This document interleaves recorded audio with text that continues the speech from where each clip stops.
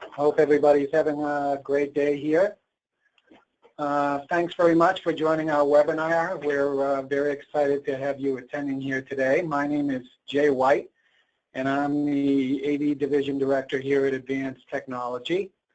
I hope everyone can hear me okay. You should be seeing our opening screen on your desktops. If there are technical issues, you can text in and let us know what's going on. We'll try and get that rectified for you. So to begin with here, what I'd like to do is take a moment or two to tell you a little bit about Advance Technology for those of you who aren't familiar with us. We're a low voltage contractor that specializes in electronic systems integration. We serve commercial clients throughout New England and around the world with the assistance of our industry partners. We were founded in 1994 by Jesse Abbott, who is still our owner today. We have a home office in Scarborough, Maine. We also have a fully staffed office in Haverhill, Massachusetts, that we utilize to serve our Boston and Southern New England customers. We provide a number of technology solutions to address all sorts of different applications. Well, our core competencies are in video surveillance, access control, audiovisual, patient safety, and real-time location systems. We serve a number of diverse commercial markets with healthcare, education, corporate, financial, and government being our primary sector focuses. One very successful solution that we've been offering to our customers for approximately the last 3 years or so has been video walls. That's obviously why we're all here today, to learn a little bit more about the technology that we've been utilizing. So just to give you an idea of some of the projects that we've done in the past, I'd like to show you a few examples of video walls that we have recently completed. We could have the next slide, please. Next one after that, I'm sorry. So this is a floor-to-ceiling solution for a Boston-based advertising agency that we did a couple of years ago. This is a really unique application. It's unlike any other video wall that we've ever done or ever seen, for that matter. This particular customer utilizes the wall for client presentations and a really unique application, which is social media monitoring. So you can see there are all sorts of charts and graphs here, a lot of things occurring on this wall. So for example, during the Super Bowl, this company took feeds from all the relevant social media markets like Facebook, Twitter, so on and so forth, and basically provided brand awareness information. They captured all sorts of information like you see here in real time while having data, analytics, and multiple graphs running simultaneously. The clients were actually in the room viewing this content while a major event was occurring. In this particular case, the first client to use the wall for this application was viewing the content during the Super Bowl. So the client could easily see what was trending throughout all these social media outlets, if you will. They could see how the customers responded. They could see what they could do better. They were just getting the entire world of social media and what social media thinks of their products and services all displayed on the wall at one time. Really, really cool, really unique, and it's been very, very successful for this particular advertising company. Next slide, please. So this is an example of a bit more traditional use of video wall technology. It's a network operations center. What you're looking at here is an article that was published in a national trade publication. In this particular wall, if you can see the pictures there, you can see that we're monitoring network traffic information, statistics, and other sources of data in real time on this wall. This was actually the first video wall project that we did approximately 3 years ago. Still running strong, 24/7, 365 days a year. Next slide, please. Here's another example of a similar application. This is a network monitoring facility. This wall also had some different types of content, if you will. You can see the weather map up there. They had some closed circuit cameras on the far right side of the wall, monitoring some of their central stations and other critical network infrastructure areas, if you will. This is the type of content that we see very often for video walls in command and control environments. But what was kind of unique about this particular company was that they shared with me before we were approached, this company had spoken with a number of other vendors to get a solution for this display application. Each and every one of them had provided a traditional hardware solution to address the requirements for display. Our solution using software was different and unique. Next slide, please.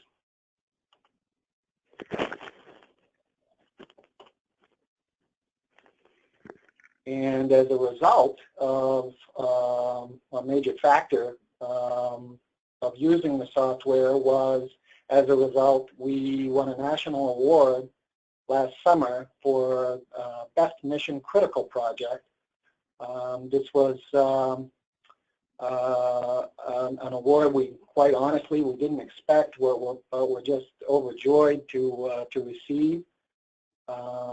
As we were up against some very, very technically sophisticated walls, all sorts of different applications, but we were very, as I said, just overjoyed to receive an award of this magnitude for one of the walls that we have done. And once again, this wall is operating 24/7, 365, and I think we brought this online, I want to say last March, something of that nature. I do not believe we have any service calls whatsoever on record at this point in time. Next slide, please.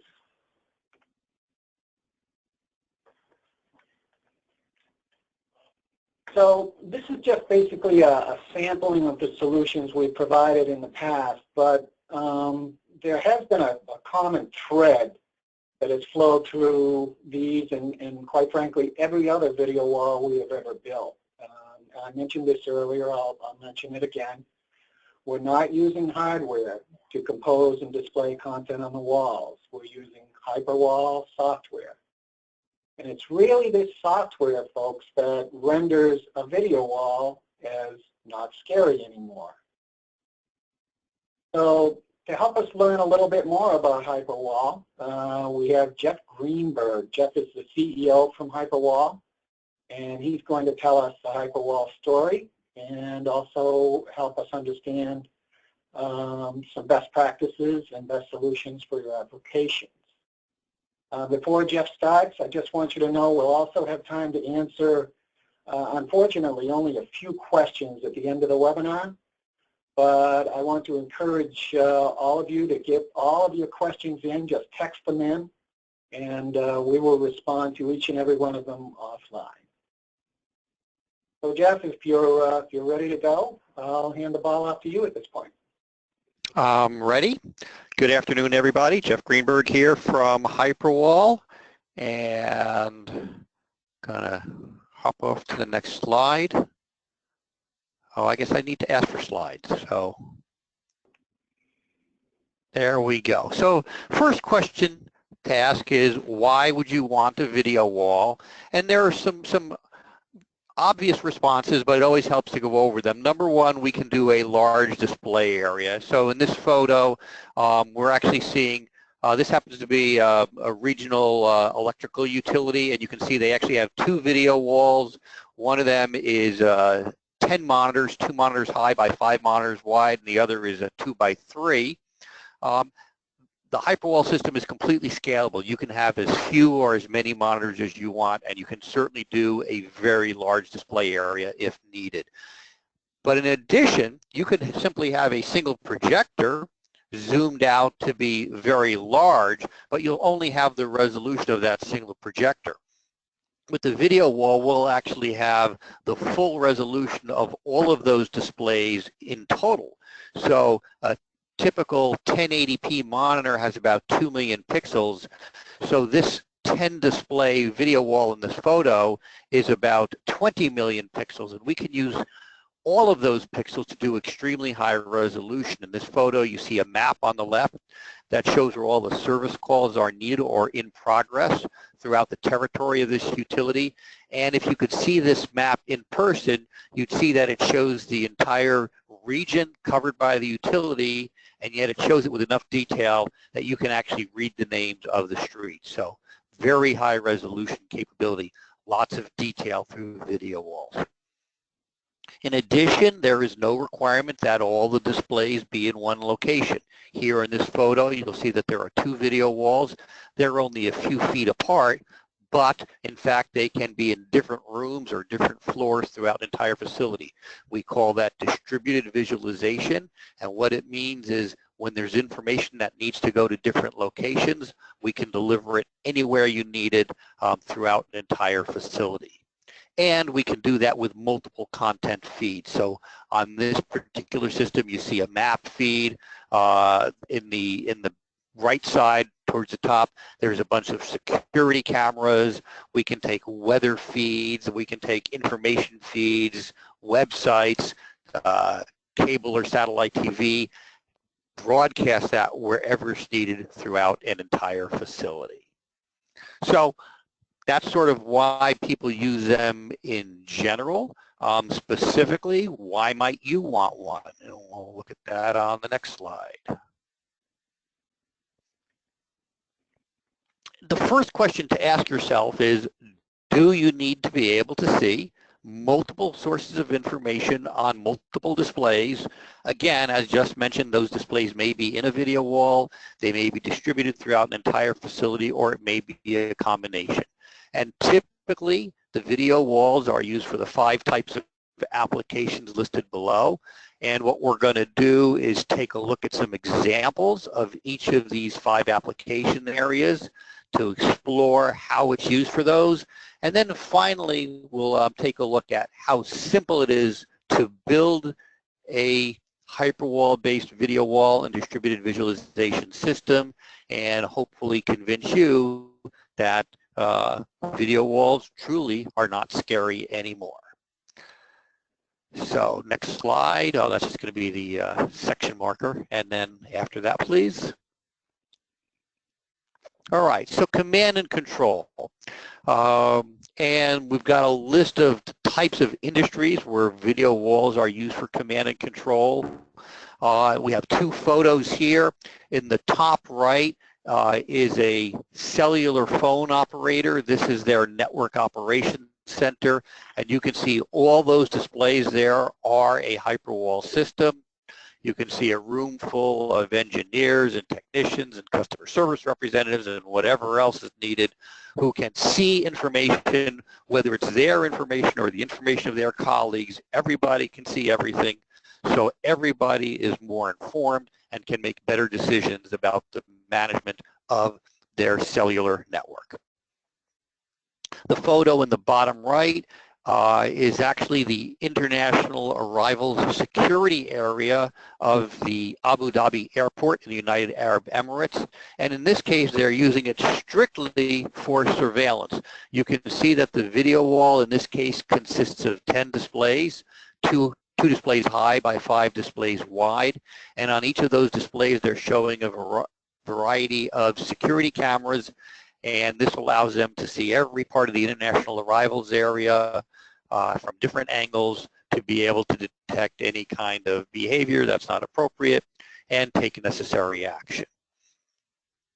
And as it says here on the left, it's also used for law enforcement, for utilities, transportation. Anytime there is a need to take information from multiple sources where those sources may be unrelated to each other, and yet they help the people in control be fully informed and make better decisions about the operation of the entire system.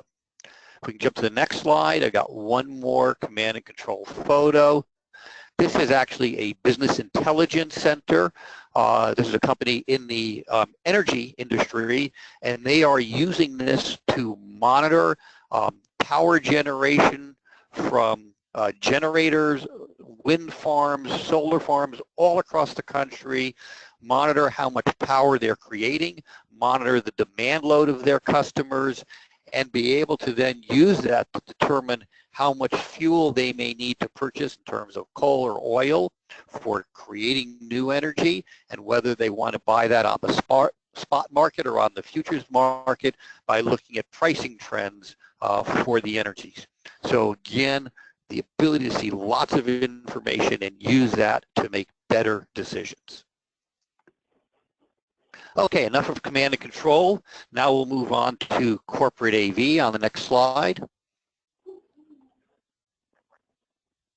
And this is, if you think about a business, how do people at work see information, and where do they need to see information? Certainly in lobbies, all kinds of conference rooms and boardrooms, showrooms, training centers.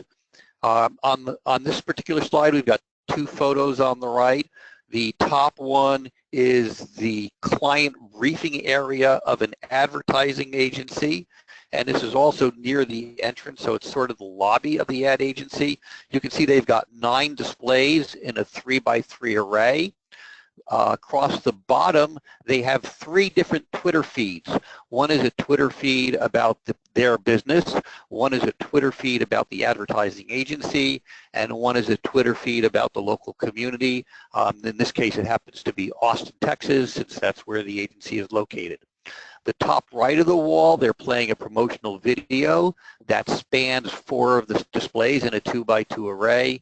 And then in the top left, they have another video that's just 2 displays high by 1 display wide, just showing some photos that they've put up. So this is a great way for people who are coming in to get information about what's going on. And then when they're actually doing briefings, they can put all kinds of information on here, proposals of new ads, results of campaigns that have already been run, in order to inform their clients about the results of the various ad campaigns.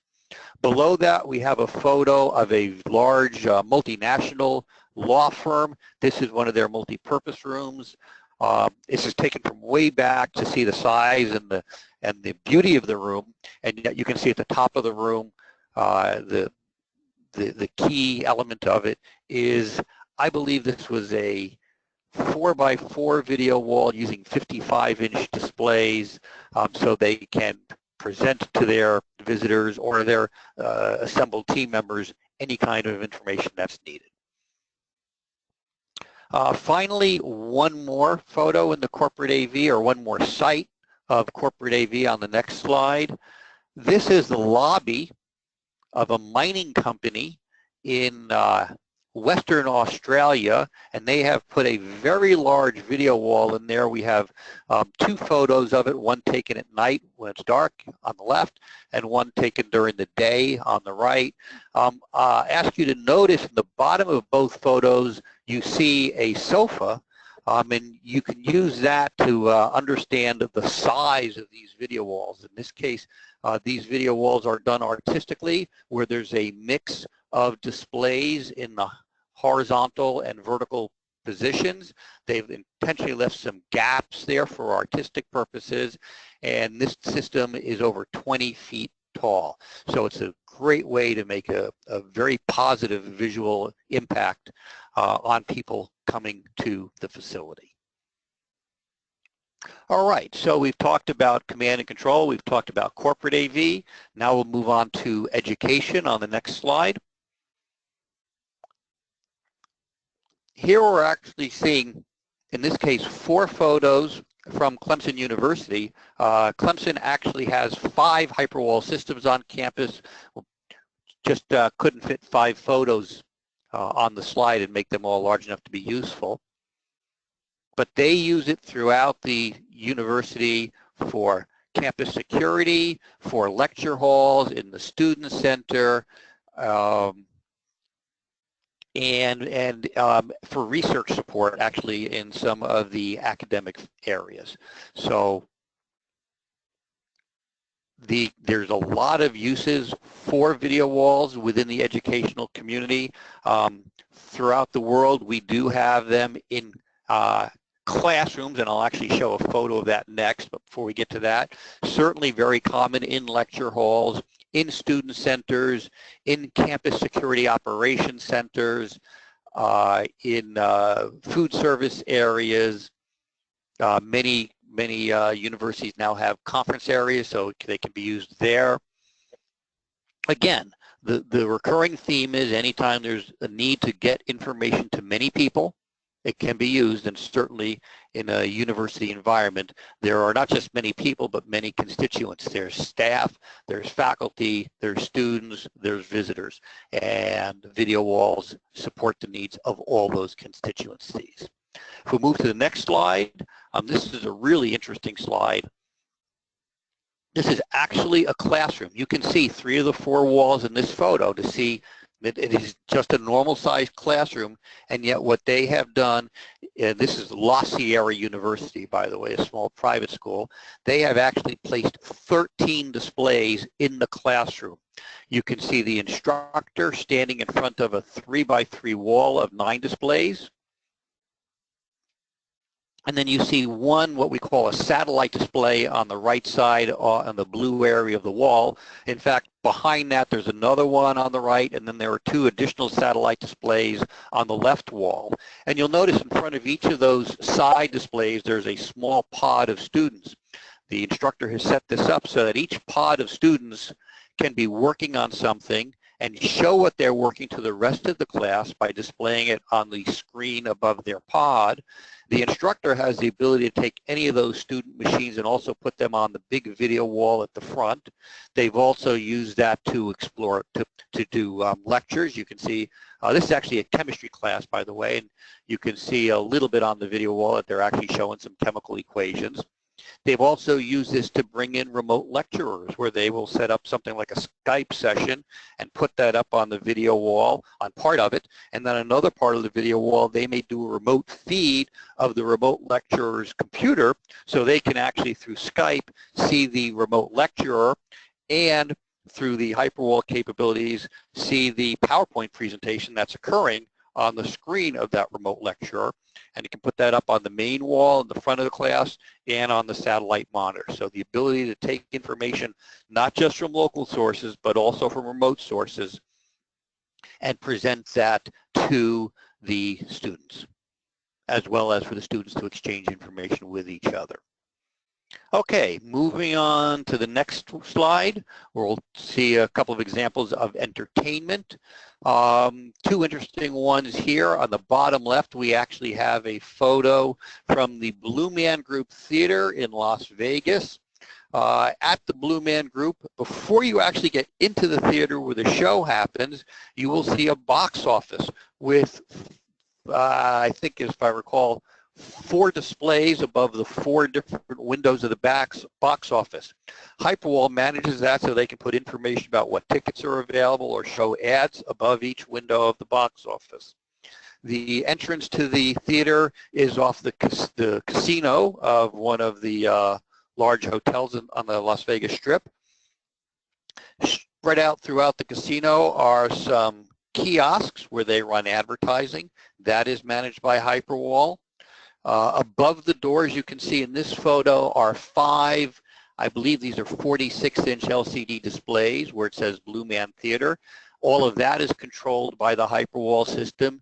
And actually, to get to those doors, you have to walk through this tunnel of LED light panels, and that actually is a Hyperwall system. You'll notice in this particular photo, it's just showing some diagonal lines rotating between blue and white. But in fact, that is a display, and we can put videos on there. So you actually walk through a video screen to get into the theater. So the people that put that together were really, really innovative in the way they used the Hyperwall system to distribute content to the theater entrance, to the box office, to the kiosks, and to some displays in the gift shop. Top right here, we're actually seeing something in Chicago called the Kenmore Live Theater, where Sears created a kitchen that people can walk in from the street and get cooking lessons from celebrity chefs. And in this case, you see Ty Pennington presenting a cooking lesson, and behind him is a 3x3 Hyperwall video wall system where the producers of the show can put all kinds of supporting information. Show Ty doing other things, do close-ups of things he may be working on the table, show promotional videos, show videos of his restaurants, anything that they want to do or present that supports the celebrity in front of them. So this is a good example of how Hyperwall can be used to support live presentation. Next slide, we'll go into digital signage. Here, two photos. Top one actually, sort of in the news recently. This is the international arrivals area of Brussels Airport. Very large video wall there that is used in this case for just decorative photos of the Brussels area.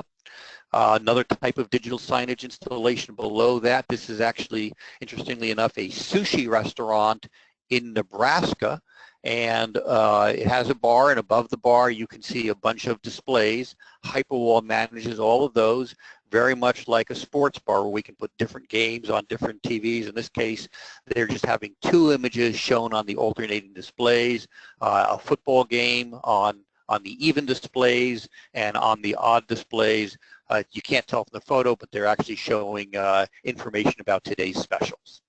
So one more example of digital signage on the next slide is actually in retail. So this is a cable TV operator. This one actually happens to be in Canada.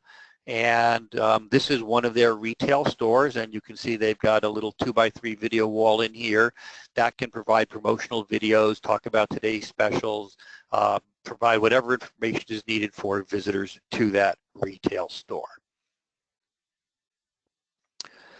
So this is an overview of some of the things that you can do with a video wall. And people have always been intrigued by video walls. If you go way back in time, about 35 years to the movie War Games, the capabilities in that movie were real back then. You could actually have giant video walls with lots of information from different sources, but it was extremely expensive to build, extremely complex to design, and required extremely specialized skills to manage. What we've done is get rid of the monsters by take away these barriers. And what I want to do now, if we go on to the next slide, is talk about how Hyperwall has done that. And we'll do that by helping you understand the pieces of a Hyperwall system and how easy it is for them to be put together and provide all these capabilities. So we'll start on the next slide by talking about the components of a Hyperwall system. And a Hyperwall, it's helpful to think about it as a bunch of computers on a network. And those computers are performing 5 different roles based on 5 different pieces of software that we provide. I'm going to start in the top right-hand corner. Here we have a mini tower computer with a capture card in it and a camera attached to that capture card. And the capture card is aimed at a group of people. So we can see on the screen of that computer those people. And then our software, which is on there, takes that video, transmits it across the network, and allows us to put it on the video wall. And in this case, it's in the top right corner of the video wall. Next to that, we have something called the screen sender. So Screen sender is typically an existing computer you already have, running an existing application you already have, and you add to that computer a small agent that we provide that captures what's on the screen and transmits it across the network, very much like the GoToWebinar session we're in now. And in this case, so we're showing a computer running a Microsoft Excel spreadsheet, and that's being captured off the computer and being displayed in the lower right corner of the video wall. So the screen senders and the streamers are ways to ingest content into the Hyperwall system, either application feeds or video feeds, transmit them across the network, and then the display nodes, as it says on the bottom of the screen, are the places where this information is presented to the audience. In this case, we're showing a single video wall of 12 displays, 3 high by 4 wide. And each of those displays has a computer running our display software, which receives content. So the screen senders and the streamers create and transmit content. The display nodes receive and present the content. And all of this is just computers on a network, and we'll show how they're connected on the next slide. Not yet. Don't go there yet, though. And then in the top left is the 2 different kinds of software that we have to control it. The control node software on the far left gives you full capabilities to turn the system on, turn it off, open content, reposition content, resize content. It even has an API running on it, so you can have other computers or other pieces of software tell us to open things and close things and reposition and resize and rotate.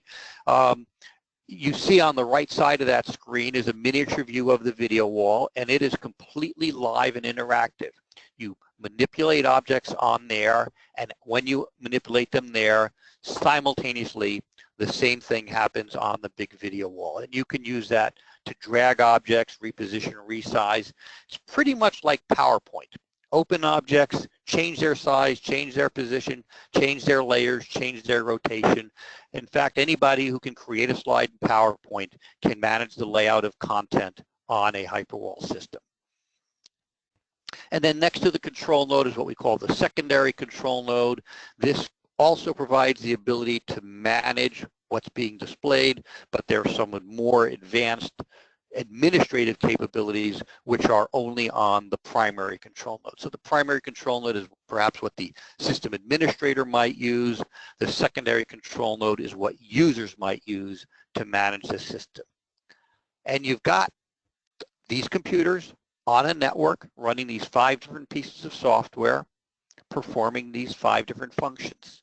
If we go to the next slide, we can see how it all connects together. And it really is just a bunch of computers on the network. We've got the senders and the streamers, again, capturing application feeds or video feeds, putting them across an ordinary network switch. From the network switch, they go to the computers that are driving the displays. And then over on the left, we have the controls or the secondary controls giving you the ability to manage what's being shown. And by the way, on the far right, you see that we can actually have the sender nodes capturing information from literally anywhere in the world. And we can have the secondary control nodes installed literally anywhere in the world, as long as there's internet capability available, so that you can have somebody remotely controlling what's on the video wall if they happen to be off-site. So very simple. Just get some computers, connect them to a network, install these 5 pieces of software on there, do a couple of very simple configuration steps, and at that point, you've got a working system. We jump to the next slide. So this is a comparison between the way Hyperwall works and the traditional way of using proprietary hardware. And over on the left, you see a diagram which has a classical video wall controller. And this is a fairly large fairly complex, fairly expensive piece of proprietary hardware. And you can sort of see in this photo that this one has a whole lot of DVI connectors. And to some of those connectors, you connect inputs. In this case, we have one computer input and one camera input. And whatever's coming across the DVI cables from those inputs goes into the video wall processor and then goes out by some more DVI cables to some displays. On the right, by contrast, we have a Hyperwall system. And instead of that big, complex, expensive proprietary box, we have an ordinary network switch. And the computers where the content is created connect to that switch by ordinary Ethernet cable. And the computers connected to the displays connect to the switch by the ordinary Ethernet cable.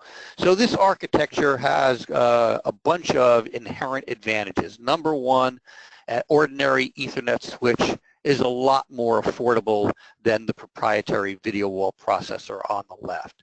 Number two, that proprietary processor on the left has a bunch of DVI connectors. And when you have sources or displays attached to each of those connections, you've basically done growing your system. So in this particular system, it has 20 display connectors on the right and 8 display connectors on the left. And if you want to go above 8 inputs or 20 outputs, you're done. You can't go beyond that. The Hyperwall system, on the other hand, just connects to a network. This particular switch is a 52-port switch, and if you fill up all the ports on that, you can always add another switch to your network, and more switches allows you to add more displays and more sources, so the Hyperwall system can scale without limits. In addition, the Hyperwall system is connected by Ethernet cable. Ethernet is relatively cheap to purchase, it's relatively easy and cheap to install, and it runs for very long distances. So you can have your sources or your displays anywhere that you can run an Ethernet cable. The proprietary system, on the other hand, everything is connected together by AV cables like VGA cables, DVI, HDMI. Those are much more expensive than Ethernet, and they only run for short distances, and they're a lot more expensive to install because they have big ends on them, which are much more difficult to pull through the walls. Finally, the AV system on the left requires people with specialized skills who were trained how to manage that system. The Hyperwall system on the right just has ordinary computers connected to ordinary displays and an ordinary network. And almost every company has people who knows how to use computers and manage a network. So the skill set for that is much less specialized. Everybody has much more accessibility to that. So that can reduce the cost or eliminate the cost of hiring specialized people. And of course, it makes it much easier to quickly make changes when they're needed for special events. So next slide. A quick summary of the advantages of something about Hyperwall and how it helps you understand that really video walls are not scary anymore. Number one, by eliminating the proprietary hardware and using the kinds of displays, computers, and network equipment you already have, we have greatly reduced the cost. Number two, you don't have to learn how to use that big proprietary piece of hardware. If you know how to use PowerPoint on a computer, you know how to connect the computers together on a network, you can use the Hyperwall system. Number three, very common as people start to use their video walls, they want them to grow. They want to add more displays here. They want to add more sources someplace else. Hyperwall allows you to grow in the future without limits. You can always add more computers to your network, and so you don't have to worry about obsoleting your investment. It's always protected. Number four, extensibility.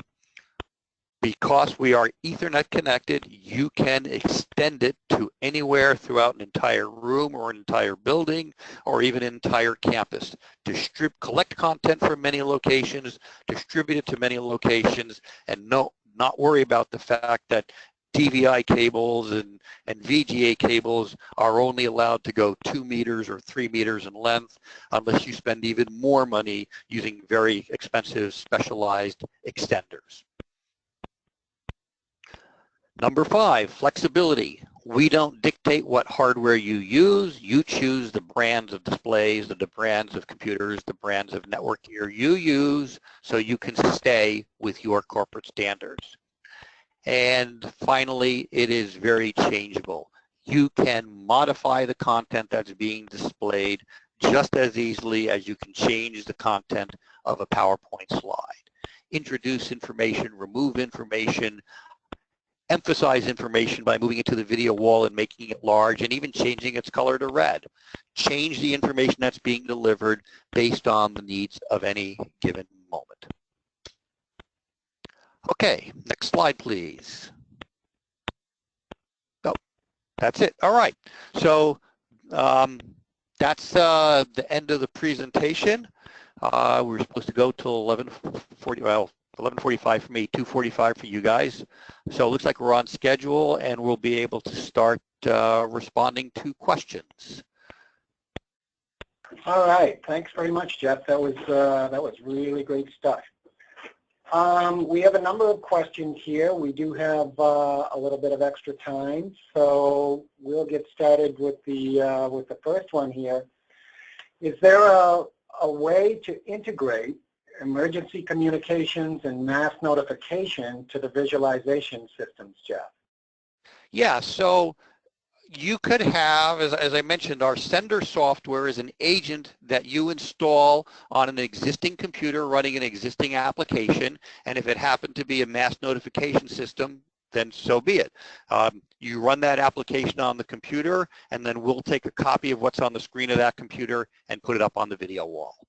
And by the way, when it's on the video wall, not only is the Hyperwall control person able to see what's happening, but we even have an embedded KVM capability so they can, from the Hyperwall control station, actually remotely control that mass notification system if need be. Okay, excellent. How about this one, Jeff? How well does the system do at streaming real-time video compared to traditional products? So we can handle video just as good as any other proprietary piece of hardware. In today's world, we can do 1080p video at 60 frames per second, and that can go up on the wall, and it can be stretched to fill the entire wall. Displayed on a single display, reduced down to a fraction of a single display. It can be rotated. You can do all kinds of artistic effects, still maintaining in all cases the full integrity of the 1080p 60 frame per second feed. And later this year, we'll actually be introducing the ability to do 4K video streams. Okay, great. Here's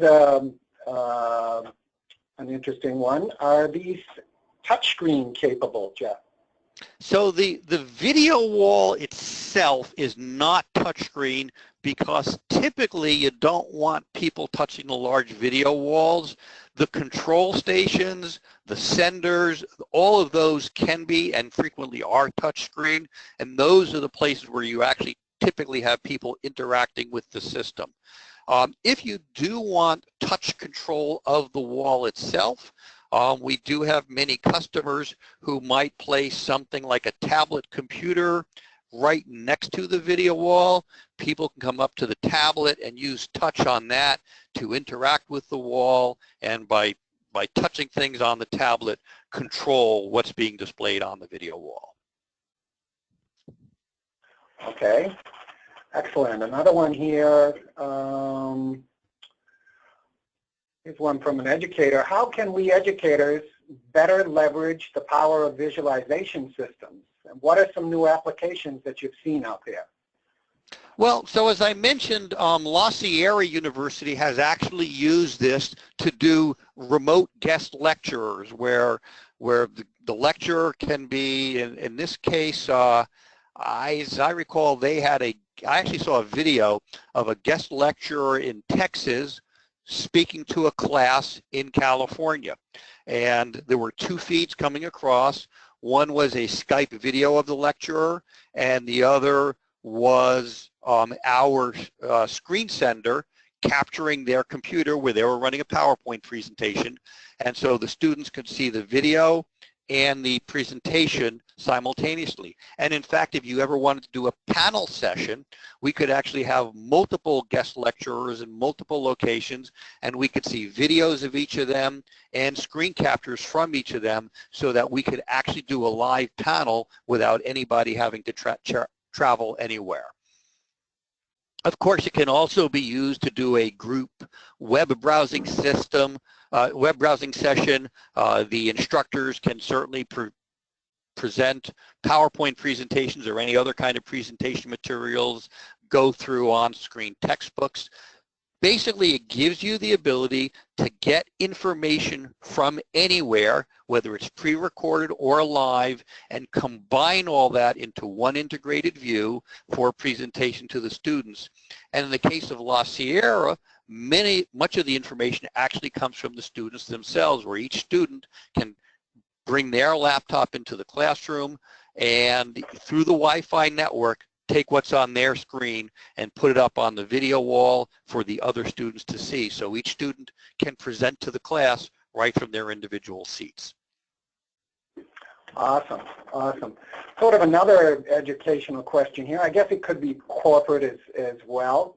Are there any plans in place to come up with a solution to allow mobile devices to send content to the wall? So that is possible now. As I showed on the network diagram, the screen senders do not have to be on site. They can be anywhere in the world. And so wherever you are, if you have a computer, which means any kind of computing device that can run our sender software, then we can take what's on the screen of that device and put it on the wall. Now today, for clarification, the sender is written in Java, which means it can run on any computer that supports Java. Today that is Windows, that's Macintosh, that's Solaris, that's Linux. Unfortunately, it does not include Android, and it does not include Apple's iOS, which is used in tablets and iPhones, because neither Android nor iOS support Java. We are in the process of rewriting that in another system that is more universal, and so later this year we will actually provide the ability to take direct feeds from iPads, iPhones, Android phones, Android tablets, and put them up on the wall. Great, great. Here's another one. The display node computers, where do you typically see those residing? That's a really good question. It goes to the simplicity and cleanliness of the installation, the physical installation. So we actually do a lot of partnering with NEC displays because NEC monitors have a slot built into them into which you can slide a single board computer, essentially turning their displays into really large all-in-one computers. So many of the systems that you see in the photos were actually done using the NEC displays with the optional built-in computers. However, that's not mandatory. If you want, you could have a bunch of mini tower computers sitting on the floor, underneath or behind the video wall. Intel makes some very small computers called NUCs, the next unit of computing. I think they're about 4 inches by 4 inches by about 1.5 inches. We recently built an entire video wall system where the controls, the displays, the senders, the streamers, everything was built just using Intel NUCs. And because they're so small, sometimes you can actually put them directly behind the displays, and they fit in lots of small places. So lots of options for what types of computers, but generally going with the computers that built into the displays or are very small so they can go close to the displays works best. But if you want, you can also run a bunch of extension cables to a bunch of computers that are in a rack someplace and just run everything off rack-mounted computers in a data center. Got it. Good stuff. So you have just answered a question that was in the queue here, so we're good to go there. There was another question, which might be a little difficult to answer, but I'll present it anyway. What is the general cost of the hardware and software? So that's a little hard for me to answer because Hyperwall is a software company, and we can certainly talk about the cost of the software component, but the larger portion of the cost is actually the display. So the displays are typically 2-3 times the cost of the software, not just the displays, but you also have to have some computers, you have to have some network gear, you need installation. So the cost of the systems can vary from thousands of dollars to hundreds of thousands of dollars, depending on the size. And a good rule of thumb is that the cost of the displays are roughly, and this is very rough, going to be perhaps 2/3, 3/4 of the cost of the system. But that's very rough. It depends on the displays. It depends on the features you want in your specific system. Right. Okay, good stuff. And obviously that's where we at Advance Technology come into play here. We're able to survey your sites and understand your applications, get the system designed with the help of Hyperwall's engineering folks, and provide a rough order of magnitude estimate to allow you to compare that number against the budget for your project. So we're always happy to do that. Here's another interesting one. What's the largest video wall Hyperwall has ever done? So I would talk about two systems. We have a system with 122 displays, which is the command center for the Moscow subway system. So that's the most displays in any single system. But the most displays in any single facility is actually a convention center that opened up last year in Krakow, Poland. They actually have 3 video walls. Each of them is 9 by 9 displays, 81 displays per video wall, so 243 total displays, although they opted to do each of those displays as a separate Hyperwall system. But they've got 243 displays at this convention center in Krakow, and that system was done using 55-inch displays. So that makes the system, and I actually saw it in person last year. It was pretty impressive. Those displays are about 2 feet high, so it's about a little more than that. So it's about 20 feet high by probably about 30 feet wide, each of those video walls. Wow, amazing. So it sounds like those were done with a microtile type device, Jeff? No, those were done with 55-inch LCD displays. All right, wow, incredible. Along those same lines, how do I know what size video wall is right for my application? So there's generally 2 considerations. One is your application, and 2 is your premises. You know, how much wall space do you have to mount it? And by the way, it may not all go on the same wall. As we saw in one of my earlier photos, sometimes you put the displays on multiple walls if that's what's dictated by the premises. So you need to take into consideration how much information you need to deliver to your audience, whether it is for entertainment purposes, education purposes, or command and control purposes. And then how much space do you have to deliver that? Also keep in mind that the system is very scalable. So in the beginning, you might start with a small system and over time add more displays as your premises grow or as you decide to build additional walls or tear down walls to enlarge the room in which the system is being displayed. So it's very, very specific to the requirements of individual installations. But you know, contact us. or contact Advanced, and they can certainly walk you through doing a very simple requirements analysis to figure out approximately how large a system you want to start with. Okay, great. And it seems like we're caught up. There's one that just came up here. We have an individual that joined late due to a work issue. He's asking for information on watching the entire webinar. Can our support at Citrix help us with that?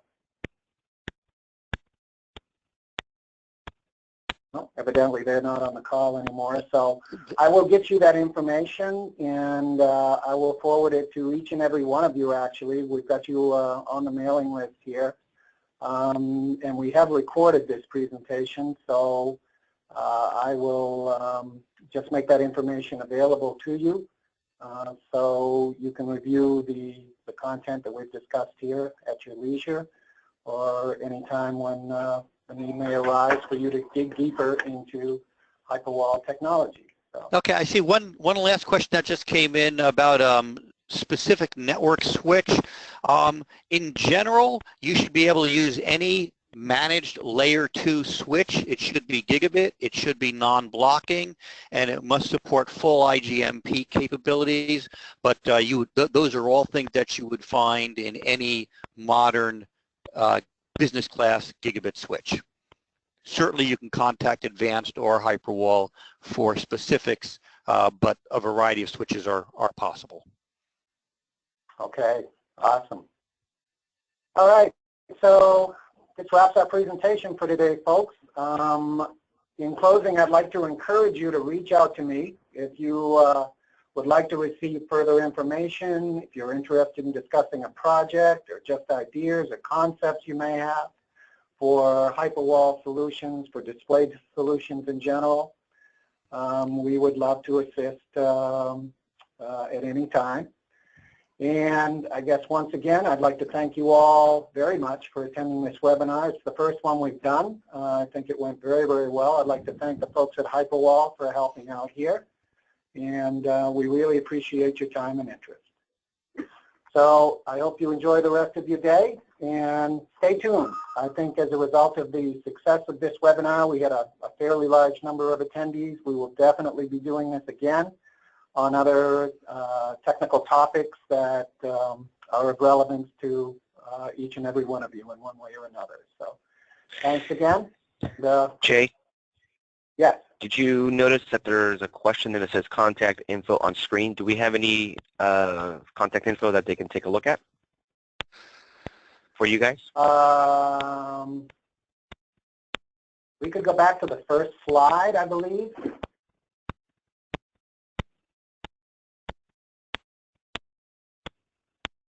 Not sure if our address would be there or not. I do not believe it is.